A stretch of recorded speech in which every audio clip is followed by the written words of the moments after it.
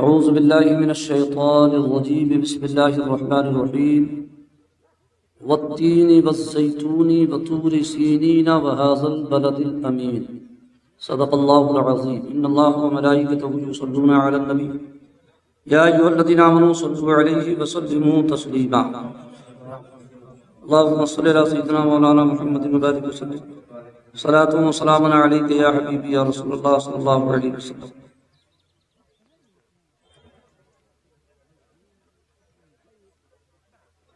قرآن پاک کی بہت ہی مشہور و معروف سورہ مبارکہ ہے یہ بھی۔ بسم اللہ الرحمن الرحیم والتین والزیتون، سورہ تین ہے یہ، اور یہ بھی مکی سورہ ہے۔ والتین والزیتون،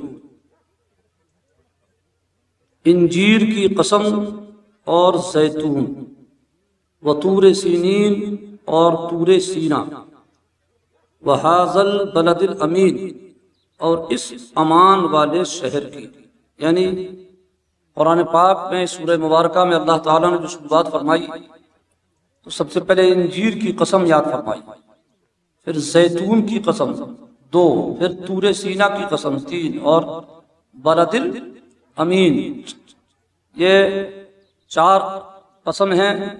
اور اس کے بعد پھر فرمایا لقد خلقنا الانسان فی احسن تقویم، بے شک ہم نے آدمی کو اچھی صورت پر بنایا۔ اللہ رب العزت کا کلام تو بغیر قسم کے بھی اہم ہے۔ اللہ تبارک و تعالیٰ قسم یاد نہ بھی فرمائے کسی چیز کی، کوئی چیز بیان فرما دے، اور جہاں پر ہم یہ بیان کرتے ہیں کہ یہ بات قرآن میں لکھی ہے، اللہ نے فرمائی ہے، تو وہیں پر آدمی ٹھنڈا ہو جاتا ہے کہ قرآن میں لکھا ہے تو اس پر غور کرنا پڑے گا۔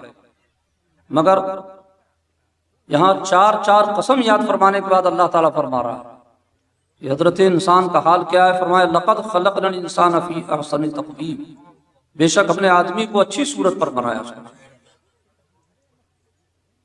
خدا نے جتنی بھی مخلوقات پیدا فرمائی ہے ان میں سب سے اچھی صورت پر حضرت انسان کو بنایا ہے۔ اور اب کوئی کہے کہ حضرت وہ تو سوڈانیوں کو دیکھ لیجیے آپ کیسے لگتے ہیں دیکھنے میں، نائجیریا والوں کو دیکھ لیجیے کیسے لگتے ہیں دیکھنے میں، بڑی بڑے ہونٹ، بڑی بڑی ناک، اور کیا نام سے کالے بھلنگ بالکل نظر آتے ہیں۔ چینیوں کو دیکھ لیجیے، نیپالیوں کو دیکھ لیجیے، اور بھی۔ تو یہ اپن کو اپنی سمجھ کے اعتبار سے اپن ایسا بول رہے ہیں۔ اللہ نے صرف ہندوستانیوں پاکستانیوں کے لیے نہیں بلکہ پورے کائنات کے انسان کے تعلق سے فرمایا کہ ہم نے انسان کو اچھی صورت میں بنایا ہے۔ جو صورت ان کے لیے بہتر تھی اللہ نے وہ صورت انہیں عطا فرمائی۔ تین، یہ انجیر تو سبھی جانتے ہیں، بہت ہی مشہور اور معروف پھل ہے اور بڑا لاجواب ہے۔ حدیث پاک میں اس کی بڑی تعریف بیان فرمائی گئی، یہاں تک کہ سرکار نے فرمایا اس کو کھاؤ کیونکہ یہ جنتی پھل ہے۔ جنت میں جو پھل ہوں گے اس میں گٹھلیاں نہیں ہوں گی، یہ جنتی پھل ہے، اس کے فائدے میں بہت کچھ ملتا ہے۔ تو کبھی کبھی بطور تبرک بھی اس کو کھا لینا چاہیے۔ یہ وہی پیڑ ہے کہ جب حضرت آدم علیہ السلام اور حضرت حوا رضی اللہ تعالی عنہما حضرت حوا رضی اللہ تعالی عنہا کا لباس جنت میں اتر گیا تھا پیڑ کے کچھ دانے کھانے کی وجہ سے، تو آپ جب برہنہ ہو گئے تو دونوں حضرات جنت میں، دیکھنے والا تو کوئی نہیں تھا جنت میں، کوئی انسان تھا ہی نہیں، یہی دونوں تھے۔ اتنی لمبی چوڑی جنت، اللہ نے جب عتاب فرمایا، عتاب کا مطلب یہی کہ آپ سے بھول ہو گئی، اس کی وجہ سے آپ کے جسم مبارک سے دونوں کی بالکل کپڑے غائب ہو گئے، برہنہ ہو گئے۔ نمبر 1 پر جو ان کو فکر ہوئی، سب سے پہلے جو فکر تھی وہ اپنے سطر کو ڈھانپنے کی فکر ہوئی۔ سبحان اللہ، جنت میں جیسے ہی لباس اترا سب سے پہلے ان دونوں کے ذہن میں جو آیا کیا کہ ہمیں اپنے چھپانے کی جگہ کو چھپانا ہے۔ اس سے معلوم ہوا کہ اچھا انسان چاہے ہندو ہو چاہے مسلم ہو، اچھا انسان وہی ہے جو قاعدے سے رہے اور چھپانے کی جگہ کو چھپا کر کے رکھے۔ یہ حضرت آدم علیہ السلام کی پہلی تعلیم۔ بہرحال آپ دوڑے جنت کے اسی پیڑ انجیر کے قریب گئے اور آپ نے ان کے پتوں کو توڑ کر کے دونوں نے اپنی اپنی شرمگاہ کو چھپایا تھا۔ زیتون بہت لاجواب پھل ہے، یہ بھی اس سے تیل نکلتا ہے، کھانا بھی پکایا جاتا ہے، روٹی میں لگا کے کھایا بھی جاتا ہے، بدن میں بھی لگایا جاتا ہے، کئی کام کا ہے یہ۔ وطور سینین، سینین ایک ایریا کا نام ہے جہاں پر یہ پہاڑ ہے طور، اس طور پہاڑ میں حضرت موسیٰ علیہ السلام کو اللہ نے اپنے ہم کلامی سے مشرف فرمایا تھا۔ یہ چیزیں بابرکت ہیں، اللہ تعالیٰ سینین کی قسم یاد فرما رہا۔ اور بلد الامین، بلد امین یعنی شہر مکہ، بلد امین یعنی شہر مکہ۔ بے شک ہم نے آدمی کو اچھی صورت پر بنایا، ثم رددناہ اسفل سافلین، پھر اسے ہر نیچی حالت کی طرف پھیر دیا۔ یعنی پہلے انسان بچپن، پھر جوانی، بڑھتے بڑھتے جوانی سے آگے بڑھا بڑھاپے میں، پھر بڑھاپے سے پھر ڈاؤن ہونا شروع ہو گیا۔ پہلے چڑھان چڑھا، اس کے بعد پھر اترنا شروع ہوا، ایسا اترا کہ پھر بچپن کی پوزیشن میں آ گیا۔ کل تک ابا لڑکے کو اٹھاتے بیٹھاتے رہے، ایک پوزیشن وہ آ گئی، ابا کو لڑکے کی سہارے کی ضرورت پڑ گئی۔ یہ ہے نظام کائنات۔ کل تک ماں اپنے بیٹے کو اٹھاتی رہی، بیٹھاتی رہی، پہناتی رہی، پیشاب پخانا صاف کراتی رہی۔ ایک زمانہ ماں پر بھی بڑھاپے میں وہ آ گیا کہ اسے بچوں کی ضرورت پڑ رہی ہے۔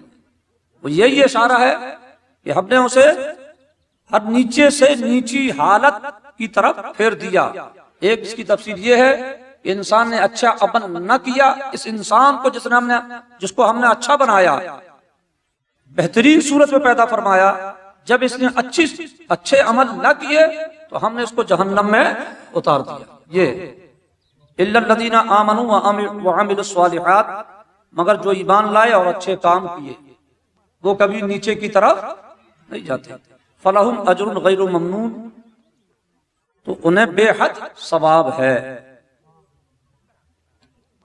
فما یکذبک بعد بالدین، کیا چیز تجھے انصاف کے جھٹلانے پر باعث ہے؟ یعنی اے حضرت انسان کو اللہ مخاطب فرما رہا ہے، ہم نے تمہیں حسن تقویم میں پیدا فرمایا، تمہیں یہ عطا فرمائی، پھر کیا وجہ ہے، کیوں تم جھٹلاتے ہو اللہ کو، قیامت کو، نبی کی تعلیم کو، قرآن کو کیوں جھٹلا رہے ہو؟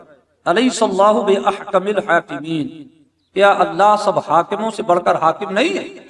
حضور نے جب اس آیت کو تلاوت فرمایا تو فرمایا یہ آیت سن کر کے کہا کرو کیوں نہیں، بے شک اے اللہ تو ہی حاکمین احکم الحاکمین ہے۔ اسی لیے علماء کرام کہتے ہیں کہ دنیا کے مجسٹریٹ کے سامنے، کریکٹر کے سامنے، جج کے سامنے اگر آپ جا رہے ہیں تو کتنا اپنے آپ کو تیار کر کے جاتے ہیں، بٹن بھی لگی رہنا چاہیے، باہیں بھی بالکل کلیئر ہونا چاہیے۔ تو یہ نماز جو ہے یہ احکم الحاکمین کے دربار ہے۔ مسجد جو ہے اللہ رب العزت کے گھر ہیں، اس کے دربار ہیں، اور نماز میں بندہ جو کھڑا ہے تو احکم الحاکمین کے بارگاہ میں کھڑا ہے۔ اس لیے علماء کرام نے فرمایا نماز میں اگر کوئی کپڑا موڑ ماڑ کے بے وقوفوں کی طرح کھڑا ہو جاتا ہے، بٹن کھول کھال کے مجنوؤں کی طرح، تو علماء نے ڈائریکٹ نماز کے اعادے کا حکم دیا، نماز کے اعادے کا، نماز کو دوبارہ، کیونکہ تمہیں ابھی رب کی بارگاہ میں کھڑے ہونے کا طریقہ ہی نہیں معلوم۔ تمہاری نماز ہونا اور قبول ہونا تو چھوڑ، تمہیں ہمیں رب کی بارگاہ میں کھڑے ہونے کا ڈھنگ ہی پہلے اسے کلیئر کرو، بٹن صحیح لگاؤ، کپڑے صحیح کرو، طریقے سے کھڑے ہو، پھر اپنے رب کی بارگاہ میں عرض و معروض کرو۔ جس طرح مجسٹریٹ کے اگر چلے جائیے اس طریقے سے، آپ کالر سب کھلی ہو اور یہ مڑا ہو کہ الٹا جو ہے تو کیس لگا دے گا، مقدمہ سننا تو چھوڑیے۔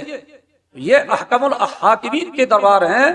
ہمیں یہاں پر جب آنا ہے تو پہلے بات تو گھستے ہی ہم کو باادب ہونا ہے، گھستے ہی باادب ہونا ہے، مسجد میں داخل ہوتے ہی باادب ہونا ہے، اور اس کے بعد مسجد میں جب تک رہنا ہے تب بھی باادب رہنا ہے۔ نماز پڑھنا ہے تو نہایت ادب و احترام کے دائرے میں پڑھنا ہے۔ وہ نماز ہماری اللہ کی بارگاہ میں قبول ہوگی۔ ہاں، اس نماز پڑھنے میں اگر مستحبات چھوٹ گئے، سنت چھوٹ گئے، مگر تم ادب کے دائرے میں ہو، امید ہے کہ اللہ تعالیٰ کرم فرما کر اسے قبول فرما۔